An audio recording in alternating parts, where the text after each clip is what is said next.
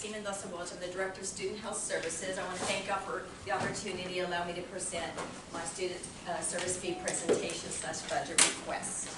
At any time you have a question, please don't hesitate to ask. I'm just going to briefly show some pictures of our facility. If you haven't been there, that's our standard patient room. And then we have our procedure room, our medication room, our x-ray room, and then we have our supplies. And we lend out tons of crutches to our students, especially the ones participating in intramurals. So how do we break up our, how do we spend our student service fee money? We break it down into two categories. We break it down into direct patient care and indirect patient care. It's pretty easy to understand. Majority of our funding goes to direct patient care. We're there for the students to handle all their medical needs and concerns.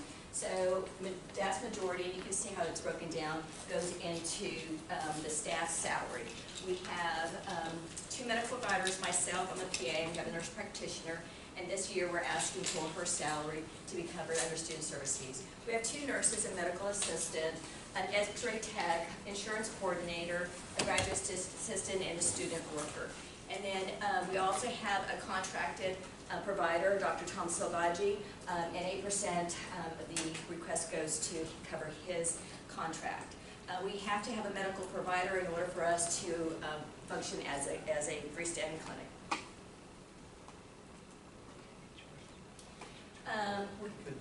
These are the total amount of encounters for the fall and spring semester, 5,592. We break it down into clinic visits, we break it down immunizations, and x-rays.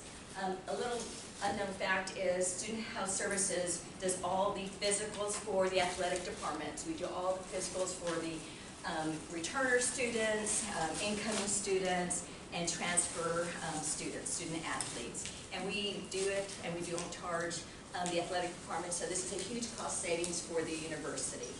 And this happens every year, and we're doing the return of physicals right now for track field, volleyball, all the students that are on campus. Indirect patient care, it's 7% of our budget, and it basically helps cover everything that we need to keep the clinic functioning. We do hand out a lot of samples to the students. A lot of samples are given to the students depending on their needs. We have a lot of students are coming in right now with allergy problems, and so we give them a lot of allergy medications, decongestants. Students don't know what to take. They're young adults. They don't know what to take, and so this is where education comes in. We give them some samples. We give them some guidelines. A lot of students don't have extra money, nor do they have the time or the ability to sometimes go across the street in a timely fashion. They just basically need to get their symptoms taken care of so they can go to class, and that's where a lot of our samples are very helpful. We have to maintain our clinic.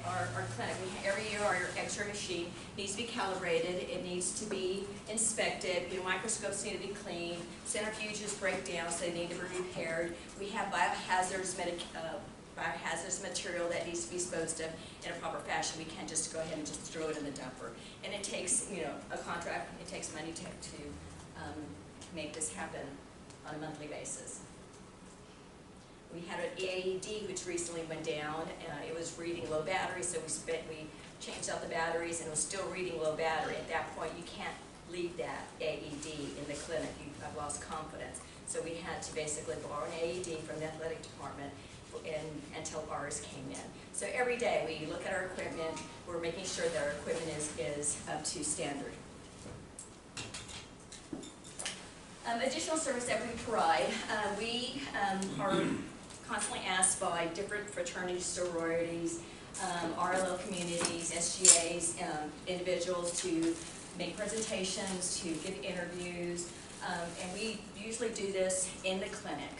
We do not have the ability to do a lot of programming because when we leave the clinic for 4 hours or 6 hours or 8 hours, that means 30 to 60 students are not being seen, and that is my primary focus, to be in the clinic taking care of the students. So we do a lot of education, and we work very closely this year with SGA in STD testing and STD awareness and STD programming that they did on their own. They did a lot of tabling, and it was very impressive how motivated they were to take this on.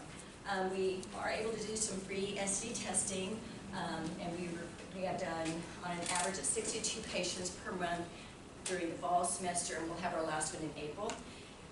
We are also, through collaboration to the Texas Department of Health, able to work with them, and they do send us a free treatment for gonorrhea and chlamydia, which is a huge cost savings for the student. If they were to have to pay for the testing and the treatment, it would run about $250. That's a significant benefit for our students. Through another collaboration through Merck Medical, we do provide the free human papilloma vaccine. It's a series of 3, and it helps to prevent outbreaks of genital warts and cancers, cervical cancers, anal cancers, penile cancers that are caused by the virus.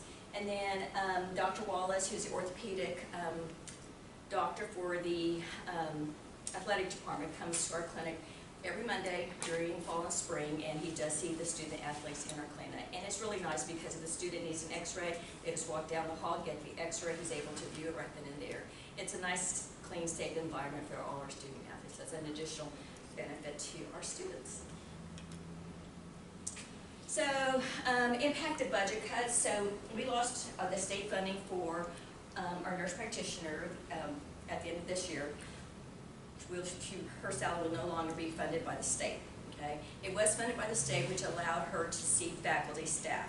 Well, we lost that funding because we are no longer able to see faculty staff because there was a violation of HIPAA and additional complications that resulted. No longer allow us to do that. So this is what we're asking for. $90,000 to cover her salary. Jessica's primary focus is women's health, and she does a lot. I do a lot of orthopedics in addition to everything else that walks in. But Jessica focuses on women's health, and this is an example of the problems she sees on a daily basis. In addition, if we were to lose our funding, we'd probably have to eliminate a lot of our samples. We give about $2,500 worth of samples every single year. Was the HIPAA violation because family members may know the students there? No, we're merging. In order for the faculty staff to be seen, we have to merge them into electronic medical records. And so the electronic medical records are covered by FERPA. And if someone sees your information, that's a violation of HIPAA. So FERPA's covered. HIPAA would be a $200,000 violation.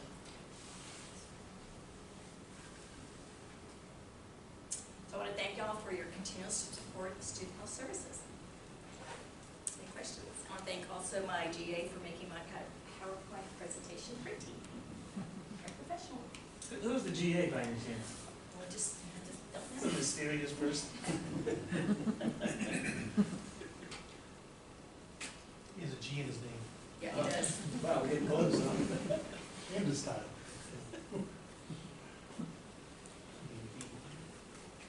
Can you talk a little bit more about the relationship with athletics? Yes, we work very closely with the athletic department. We see each other on a daily basis. We try to take care of all the student athletes just like we were to take care of you. If you were to walk in, we would see you walk in. Same thing with the student athletes. The athletic trainers do an excellent job taking care of all the student athletes. We help cover.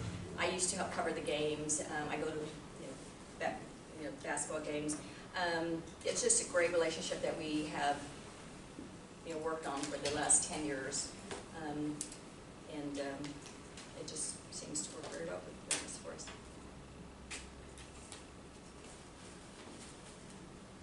Anybody else? Questions? All right. Okay, great, thank you. Can you make sure that Stacy gets